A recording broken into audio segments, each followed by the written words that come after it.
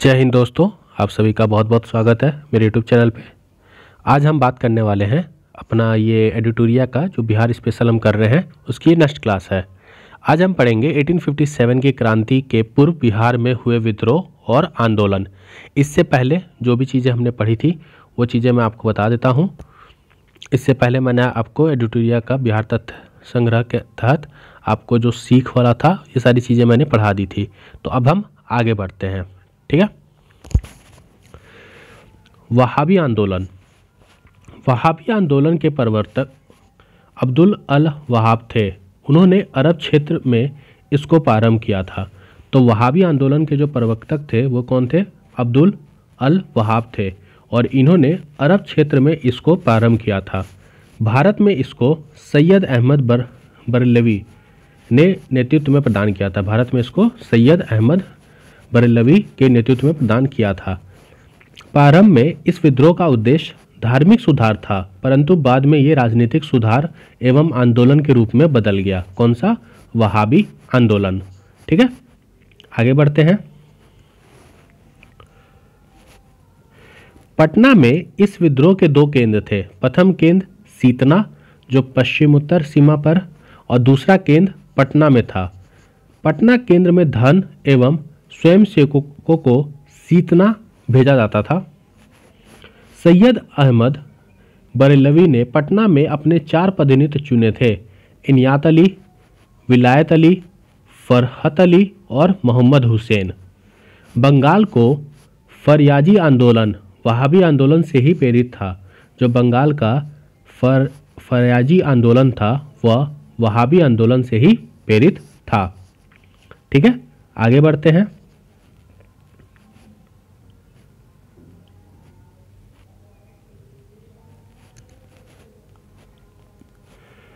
बंगाल आंदोलन के दमन के लिए 1863 ईस्वी में अम्बाला तथा 1865 ईस्वी में पटना अभियान चलाया गया।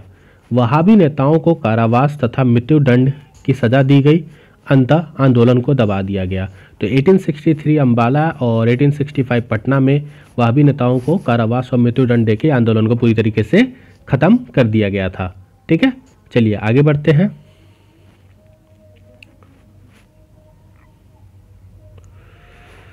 अब बात करते हैं हम न्योनी आंदोलन को। 1700 से 1800 ईस्वी के बीच में बिहार के सोरा उत्पादक वर्ग नोनियों द्वारा यह आंदोलन किया गया था। सोरा उत्पादक वर्ग नोनियों द्वारा सोरा का उपयोग बारूद बनाने के लिए किया जाता था और बिहार में सोरा उत्पादन मुजफ्फरपुर, सारण, हाजीपुर, पूर्णिया आदि क्षेत्रों में होता था। बिचौलियों कचरा सोरा ब्रिटिश कारखाने को देते थे। जो बिचौलिए थे वो कच्चा सोरा ब्रिटिश कारखानों को देते थे तथा मुनाफा स्वयं रख लेते थे। परिणाम स्वरूप नोनिया जो समुदाय थी इसने गुप्त रूप से सोरा बेचना शुरू कर दिया। अंग्रेजों ने इस पर रोक लगाई, जिसके विरोध में नोनिया समुदाय ने विरोध कर दिया। अंततः अंग्रेजों द्वारा विद्रोह को दबा दिया गया। तो बाद में क्या किया गया? अंग्रेजों द्वारा विद्रोह को दबा दिया गया, ठीक है। आगे बढ़ते हैं। नेक्स्ट है हमारा लोटा विद्रोह 1856 ईस्वी। यह विद्रोह मुजफ्फरपुर जेल के कैदियों द्वारा किया गया था। जेल में कैदियों को पहले पीतल का लोटा दिया जाता था। बाद में सरकार ने मिट्टी का लोटा देने का निर्णय लिया। कैदियों ने इसका बड़ा कड़ा विरोध किया और 1856 ईस्वी में विद्रोह कर दिया। परिणाम स्वरूप अंग्रेजी सरकार को पुनः कैदियों को पीतल का लोटा देना पड़ा। तो मुजफ्फरपुर जेल में कैदियों को पहले पीतल का लोटा दिया जाता था, लेकिन बाद में सरकार ने मिट्टी का लोटा देना शुरू कर दिया, इसीलिए लोटा विद्रोह हुआ, ठीक है। आगे बढ़ते हैं। 1856 की क्रांति और बिहार, ये आपका इंपॉर्टेंट है, तो इस चीज़ को थोड़ा ध्यान से समझिएगा, ये आपके लिए इम्पॉर्टेंट है, ठीक है। तो इस चीज़ को थोड़ा सा ध्यान से समझिएगा जो चीज़ें आपको समझाई जा रही हैं। चलिए, बिहार में 1857 का क्रांति 12 जून 1857 को देवघर जिले के रोहिणी गांव में 32वीं इन्फेंट्री रेजिमेंट के सैनिकों के विद्रोह से हुआ। तो 1857 का जो विद्रोह था वो देवघर जिले के रोहिणी गांव में जो 32वीं इन्फेंट्री रेजिमेंट थी उसके सैनिकों के विद्रोह से ये शुरू हुआ। इस विद्रोह में लेफ्टिनेंट नॉर्मन लेस्ली और सर्जन डॉक्टर ग्राउंड मारे गए। ठीक है। रोहिणी के विद्रोह को मेजर मैकडोनाल्ड द्वारा दबा दिया गया था। रोहिणी विद्रोही सैनिकों को फांसी दे दी गई थी। पटना में विद्रोह का नेतृत्व 3 जुलाई को पटना सिटी के पुस्तक विक्रेता पीर अली ने किया। कौन? पुस्तक विक्रेता पीर अली ने किया। ठीक है, आगे बढ़ते हैं हम।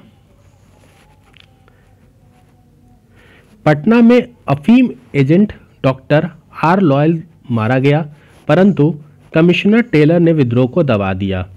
पीर अली सहित 17 व्यक्तियों को फांसी दे दी गई। अब बात करते हैं 25 जुलाई 1857 को। हम ऊपर जो पढ़ा हमने पटना के बारे में पढ़ा। ठीक है, पटना में विद्रोह का नेतृत्व पुस्तक विक्रेता पीर अली ने किया था। फिर अफीम एजेंट डॉक्टर लॉयल मारा गया और इसको दबा दिया गया। 25 जुलाई 1857 को मुजफ्फरपुर में असंतुष्ट सैनिकों ने कुछ अंग्रेजी अधिकारियों की हत्या कर दी। उस दिन दानापुर में 3 रेजिमेंटों के सैनिकों ने भी विद्रोह कर दिया। सैनिकों ने शाहाबाद जिले में प्रवेश कर जगदीशपुर के जमींदार बाबू कुंवर सिंह से मिलकर विद्रोह का प्रारंभ किया। तो आपको पता है कि कुंवर सिंह जगदीशपुर से बिलोंग करते थे और यहाँ से कुंवर सिंह इस युद्ध में या इस विद्रोह में शामिल आपके हो गए। 30 जुलाई को सरकार ने तत्कालीन सारण, तिरहुत, चंपारण और पटना के जिलों में सैनिक शासन लागू कर दिया। क्यों? इस विद्रोह को दबाने के लिए। विद्रोही सैनिकों के एक झुंड ने भागलपुर तथा गया पहुंचकर जेल से 400 कैदियों को मुक्त कर लिया, जिन्होंने टिकारी राज पर हमला कर 10,000 रुपये लूट लिए। जगदीशपुर के जमींदार बाबू कुंवर सिंह ने बिहार में हुए 1857 की क्रांति का नेतृत्व प्रदान किया। उन्हें कमिश्नर टेलर ने पटना में भेंट के लिए निमंत्रण दिया, मगर मौलवी अहमदुल्ला के साथ हुए विश्वासघात को समझते हुए उन्होंने 400 सैनिकों के साथ विद्रोह प्रारंभ कर दिया। तो जो कुंवर सिंह जी थे इनको कमिश्नर टेलर ने क्या किया था? पटना में मिलने के लिए बुलाया था, निमंत्रण दिया था, लेकिन मौलवी अहमदुल्ला के साथ जो विश्वासघात किया था अंग्रेजों ने, इसको देखते हुए कुंवर सिंह जी ने 400 सैनिकों के साथ विद्रोह को प्रारंभ कर दिया। उन्होंने जगदीशपुर में बंदूकें एवं गोला बारूद बनाने का कारखाना स्थापित किया और 27 जुलाई 1857 को आरा पर अधिकार कर लिया।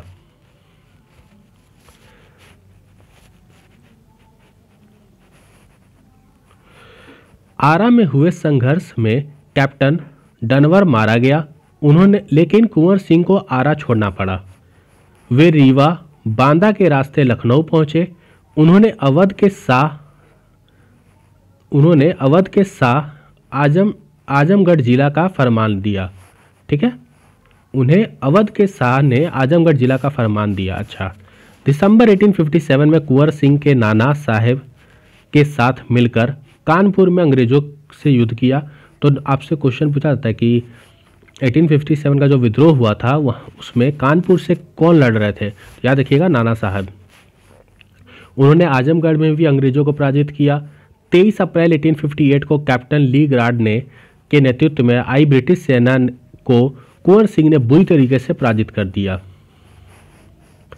आगे देखते हैं शिवराजपुर घाट गंगा नदी। शिवराजपुर घाट गंगा नदी पार करने के क्रम में सेनापति डगलस की गोली ने कुंवर सिंह का बायां हाथ घायल हो गया। तो जब कुंवर सिंह शिवराजपुर घाट को पार कर रहे थे उस समय सेनापति डगलस की ने गोली चला दी। किसके ऊपर? कुंवर सिंह के ऊपर, और उसमें उनका बायां हाथ क्या हो गया? घायल हो गया। तब उनके बाएं हाथ में गोली लग गई।